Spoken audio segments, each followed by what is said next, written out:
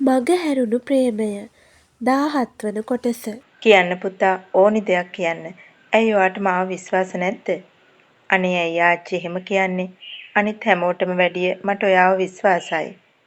එහෙනම් ඔයාට තියෙන ඕනෙම ප්‍රශ්නයක් මට කියන්න පුතා. ප්‍රශ්න හිතේ හිර කරගෙන නිකන් දුක් විඳින්න එපා. ඔයාලට ජීවිතේ තව යන්න ගොඩක් දුර තියෙනවා. ඉතින් ඔයා හදන්නේ මේ මුළු කාලෙම ওই විදියට හොල්ල ඉන්නද? ආච්චියේ මං ඉස්කෝලේ යන කාලේ එක්කෙනෙකුට ආදරේ කළා. ඉතින් ඒක සාමාන්‍ය දෙයක්නේ පුතා. ඒ වයසට ඒ වගේ දේවල් සිද්ධ වෙනවා. මං ඔයාගේ සීයා එක්ක යාළු වුණෙත් ඉස්කෝලේ යන කාලේ. හරි හරි. ඉතින් දැන් විස්තරේ කියන්නකෝ. ඒ ළමයා ඔයාට කතා කරනවද තාම? නෑ ආච්චියේ. එයා කොහෙද ඉන්නවත් කියලා මං දන්නේ නැහැ. මං ඉස්සෙල්ලම කෙල්ලෙකුට කියලා ආදරේ කළේ එයාට. පොඩ්ඩක් නෙමෙයි. මං මහා ගොඩක් එයාට ආදරේ කළා. එයත් එහෙමයි. ඉතින් පුතේ ඔය දෙන්නට එච්චර ආදරේ කළා නම් දැන් ඒ ළමයා ඉන්න තැනවත් ඔයා නොදැන ඉන්නේ කොහොමද? ඒ සේරම කළේ අපේ අම්මලා ආච්චි. ඒකයි මං අදටත් එයාලා ගැන ලොකු කලකිරීමකින් ඉන්නේ. ඇයි රත්තරන් පුතේ අම්මලා මොකද කළේ? අපි දෙන්න ආදරේ කරන්න පටන් අරන් අවුරුදු 1මාරක් විතර ඇති. ඒත් අපිට දැනුනේ අපි මහා කාලෙක ඉඳන් දන්නවා වගේ ආදරේ කරනවා වගේ. අපි හරිම සතුටින් හිටියා. දෙන්නම හොඳට ඉගෙන ගත්තා. අපි දෙන්න හිටියේ එක ළඟ ඩෙස් එකේ කෑවේ බිව්වේ එකට ආවේ ගියේ එකට. ඒ දවස්වලත් මේ දැන් වගේ තමා. මං hina වෙන්න දැනගෙන හිටියේ නෑ. මොකද අපේ ගෙදර පරිසරය අපිව ඒ මට්ටමට හැඩගස්සුවා.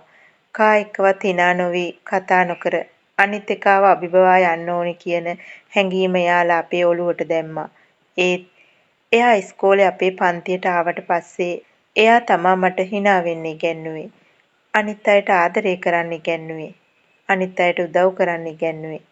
මනුස්සකම කියන දේ මට ඉගැන්නුවේ එයා ආච්චියේ. ඒ තරම් මාව මනුස්සයෙක් කරපු එයාව දාලා මට යන්න වුණා.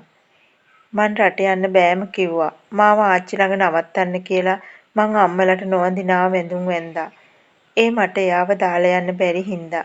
මොකද මම දැනගෙන හිටියා එයා නැති වුණොත් මගේ හිනාව ආයෙත් සැරයක් නැති වෙනවා කියලා.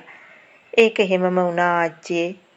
ඊටත් වඩා ලොකුම දේ තමා මං එදා එයාව දාලා යන දවසේ එයාගේ ඇස් දෙක දිහා බලලා එයාගේ මූණ දිහා බලලා වචනයක් කතා කරලා යන්න මට බැරි වෙච්ච එක. මොකද එදා අපි යන දවස වෙනකොට එයා ඉස්කෝලේ නෑවිත් හරියටම සතියක් වුණා. ඒ එයාගේ තාත්තගේ මලගම හින්දා. ඒ වගේ වේදනාවක එයා ඉන්න වෙලාවේ එයාගේ කඳුළු පිහින්න හිටපු මං එයාගේ මූණවත් බලන්නේ නැතුව ඒ වගේ පැනලා ගිය එක හරිද ආච්චියේ? එයා හිතනවා ඇත්තේ එහෙමයි. මොකද වෙච්ච දේ කියන්නේ එයා එදා හිටියේ නෑ ආච්චියේ. සිද්ධ වෙච්ච දේ කියාගෙන ගිය සිහස්නට ඇඬුණා. ඔහු ආච්චිගේ ඔඩොක්කුවේ හිස තියාගෙන ඉකි බිඳින්න උනේ පපුවේ ඇති වේදනාව චුට්ටක් හරි අඩු වෙයි කියලා හිතලා. මගේ රත්තරන් පුතේ නැගිටින්න. ඔයා මාවත් අඬවනවා. වෙච්ච හැම දෙයක්ම දැන් මට පැහැදිලි පුතේ. මේ තරම් තත්ත්වයක ඔයාගේ හිත තිබිලත් මේ වගේ හොඳට ඉගෙනගෙන ඔයා දොස්තර කෙනෙක් වෙච්ච එක ලොකුම ලොකු දෙයක්. මං එහෙම උනේ එයා හින්දා ආච්චියේ. එයා හින්දා. මං පිස්සෙක් වෙලා පිස්සු නැටුවා නම් මට ඉගෙන ගන්න වෙන්නේ නෑ හොඳට. එතකොට මට හරියමන් රස්සාවක් කරන්න බැරි වෙනවා. අම්මලගේ දෙයිපල කිසිම දෙයක් නැතුව එයාලගේ කිසිම උදව්වක් නැතුව ජීවත් වෙන්න නම් මං හොඳ ස්ථාවරයක ඉන්න ඕනි කියන එක මං විශ්වාස කළා ආච්චියේ. ඒකයි ඒ තරම් මහා ලොකු වේදනාවක් මේ පපුවේ හිර කරගෙන මෙච්චර කාලයක් තනියම දුක් විඳලා ඉගෙනගෙන හොඳ රස්සාවක් කළේ. දැන් පුතා මොකද්ද කරන්න හිතාගෙන ඉන්නේ? මං එයාව හොයන්න යනවා ආච්චියේ. රට පුරාම හරි මං එයාව හොයනවා. ඒ දරුවා ඉන්නේ කොහෙද කියලා පුතා දන්නේ නැද්ද? නෑ ආච්චියේ.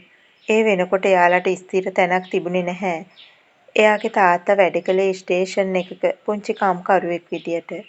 ඉතින් එයාලා තැන් වල ස්ටේෂන් වල ක්වාටර්ස් වල තමා ජීවත් වුනේ. එයාලා අන්තිමට ආවේ අපේ ඉස්කෝලේ ගාව තිබුණු ස්ටේෂන් එකට. එතන ඉඳලා තමයි එයා අපේ ඉස්කෝලේට ආවේ. ඒ කාලේ තමා එයාව මට හම්බ වුණේ. තාත්තා නැති වුණාට පස්සේ එයාලට ඒ ක්වාටර්ස් එකෙන් යන්න වෙන්න ඇති. දැන් එයා කොහේ ඉන්නවද දන්නේ නෑ ආච්චියේ. ඉතින් දරුවෝ මේ වෙනකොට ඒ දරුවා කසාද බැඳලාද කියන්නත් බෑනේ. නෑ ආච්චියේ මට එයාව විශ්වාසයි.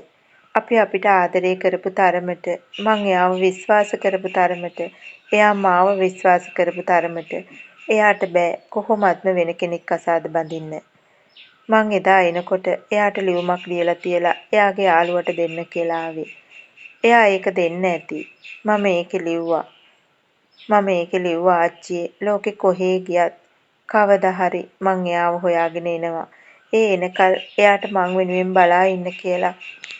එයා මාව විශ්වාස කළා නම් මගේ වචනේ විශ්වාස කළා නම් එයා තාමත් ඇති මං එනකල් මග බලාගෙන. රණසිංහ නෝනට තම මුණුබුරා ගැන දැනුනේ දරා ගන්න බැරි තරම් වේදනාවකි. ඇය ඔහුව තම පපුවට තුරුළු කරගෙන හිස අත කෑවේ මේ තරම් කාලයක් මේ පුංචි එකා මේ තරම් දුකක් හිතේ හිර කරගෙන තට්ට තනියම පිටරටකට වෙලා කොහොම ජීවත් වෙන්න ඇද්දයි කියලා හිතුණු හින්දා. අපි ඒ දරුවව හොයාගමු පුතේ කොහොම හරි හොයාගමු.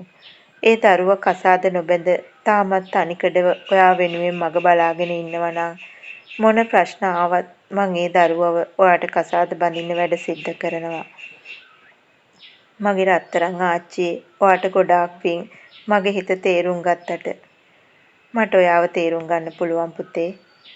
මං හෙට උදේම යනවා ආච්චියේ මයිමිව හම්බ වෙන්න. කවුද මයිමි කියන්නේ?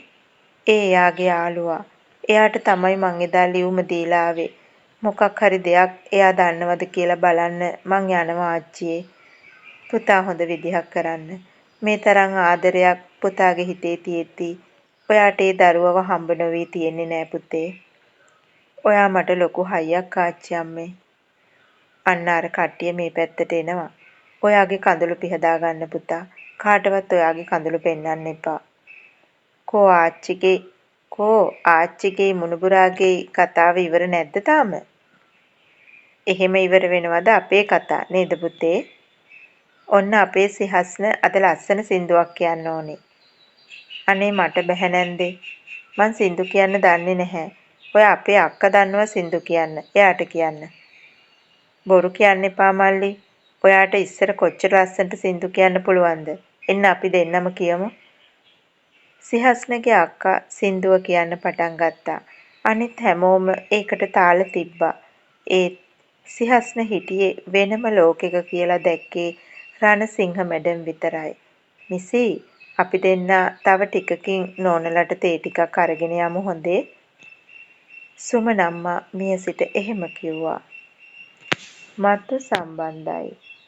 ඔන්න එහෙනම් මේක තමයි අපි ඔයාලට අරන් එන අලුත්ම කතාව. එහෙනම් අපේ කතාව රස විඳින්න කමෙන්ට් කරන්න. අපේ channel එක තාමත් subscribe කරලා නැත්නම් channel එක subscribe කරලා අපිත් එක්ක දිගටම රැඳී ඉන්න.